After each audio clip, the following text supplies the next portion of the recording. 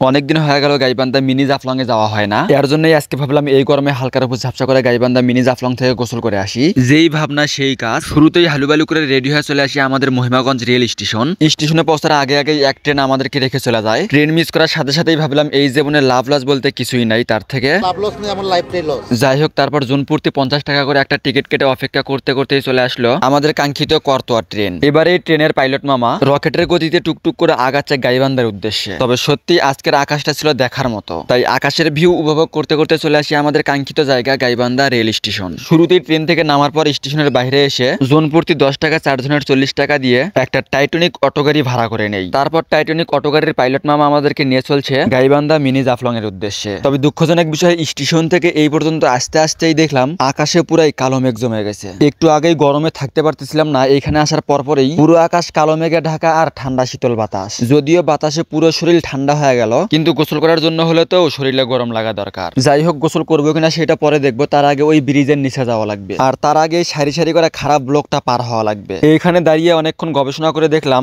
এই ব্লগের উপর যদি নামতে থাকি তাহলে হয়তো মুখ থুপড়েও পড়ে যেতে পারি। কিন্তু দুঃখজনক বিষয়, আদৌ আমি বিয়ে করিনি, আর তার আগে যদি মুখ থুপড়ে পড়ে মুখটা চ্যাপটা হয়ে যায় তাহলে বউ তো দূরের কথা, শৌরিও পছন্দ করবে না। তার জন্য সাইটে এসে ব্লকের ফাঁসে আলতো ভাবে পা দিয়ে আস্তে আস্তে নামে পড়ি, যেন আমার কোনো ক্ষয়ক্ষতি না হয়। যাই হোক, রাস্তা থেকে নামার পর হাঁটি হাঁটি পাই টুকটুক করে চলে আসলাম আমাদের কাঙ্ক্ষিত জায়গা গাইবান্ধা ভেড়ামারা ব্রিজ, অর্থাৎ মিনি জাফলং গাইবান্ধা। তবে দুঃখজনক বিষয়, এইখানে আসার সাথে সাথে দেখি পানি একদম বেশি হয়ে গেছে। পানি বেশি হওয়ার কারণে মিনি জাফলং এর যে আগের সৌন্দর্য ছিল ওইটা আর দেখা যাচ্ছে না। যদিও নদীর কাজ হলো পানি বাড়া আর কমা, তাই নদীর নিয়ম মানে নদীতে পানি বাড়ছে। যদিও সাইড দিয়ে অল্প বেশ কয়েকটা পাথর দেখা গেল, কিন্তু ট্রেন সেতুর নিচে যে মেন জায়গাটা আছে, অর্থাৎ যেখানে বেশি পাথর আছে, ওই পুরো জায়গাটা পানি দিয়ে একদম ভরপুর হয়ে গেছে। যাই হোক, এমনি পানি বেশি, বাতাস আর লোকজন নাই, যার কারণে আমরাও আজ গোসল করি না। আমাদের গাইবান্ধার মিনি জাফলং এ আজ গোসল না করলেও কিছুদিন আগে গিয়ে সিলেটে থাকা ওই আসল জাফলং এ কিন্তু গোসল করেছি। ঘুরে ঘুরে দেখেছি সিলেটে থাকা আসল জাফলং এর সৌন্দর্য।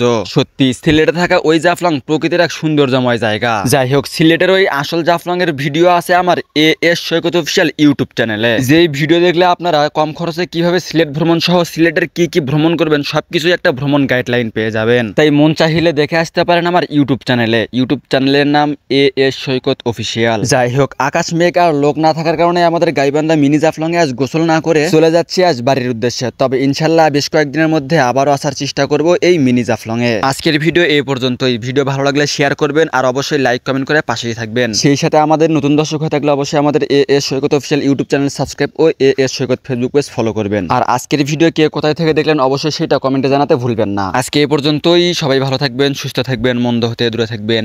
আল্লাহ হাফেজ।